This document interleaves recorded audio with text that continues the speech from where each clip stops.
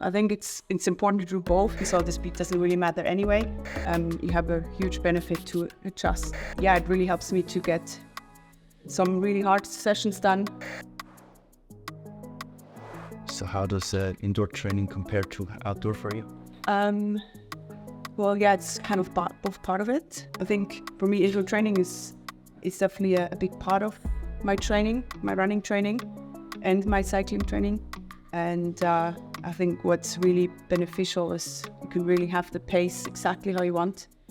And it's like a training partner. You can put the pace on a certain speed and then you just kind of have to stick with it. So it can really help you to push through.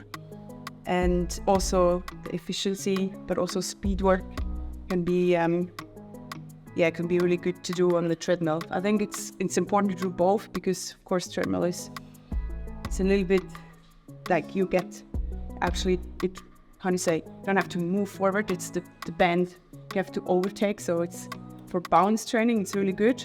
And also it's a bit softer than maybe a track or concrete. It's also a bit easier on the body. So I do a lot, like especially winter, I probably do 50% of my training indoor in the running. And it really helps me to get some really hard sessions done. And also, I think for heat adjustments, it's really good as well because in my room at home where I run, it gets really humid. So if you in there for an hour or 1.5, it gets up to 80% humidity and maybe 22 degrees, 23. And that's already for the body. If you have a high humidity, it really helps you to get more efficient. So compared to outside where it's possibly cold or much more dry, you have a huge benefit to adjust for the heat and the humidity.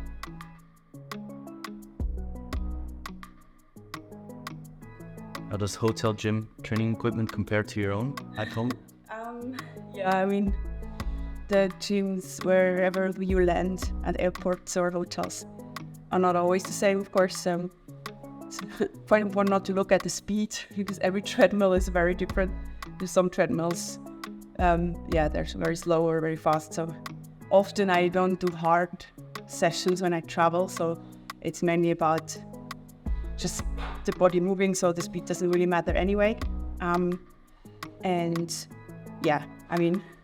I've run at some pretty bad treadmills or also, some how do you call it? All the others.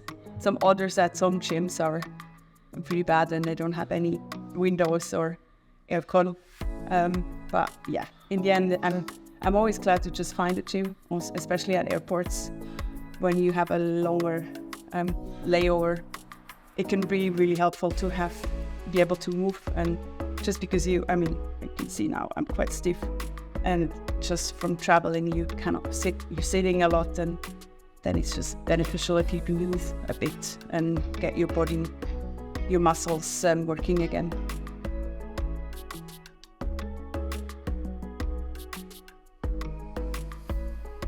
How's your stretching routine? Yeah, well, as you can see, I'm so flexible. I do stretch, but not so much. I think it's after a session when your muscles are warm. I like to do like hamstrings and hip. So I tend to really tighten up, especially from biking. So I think to have that range that you can still run with your open hip flexor is important. But like too much, it's also not needed. We don't need to be able to do the spagat. What means that? The split. The split, we don't need to do a split. We just need to have the range. If I can do a 320 pace per kilometer, then I think on a marathon definitely, but also on a half distance, then you're in a good position, I would say. We're not sprinters where we need to have like these really open hip flexors, and every millimeter counts, but because also you want to have like a bit of tension, but you still want to be able to run efficient without having everything blocked. And yeah, that happens if you train a lot also on the bike. I think my back is quite tight always, so I try to work on the hip flexors, but also around glutes and quads and hamstrings, that they kind of just function well.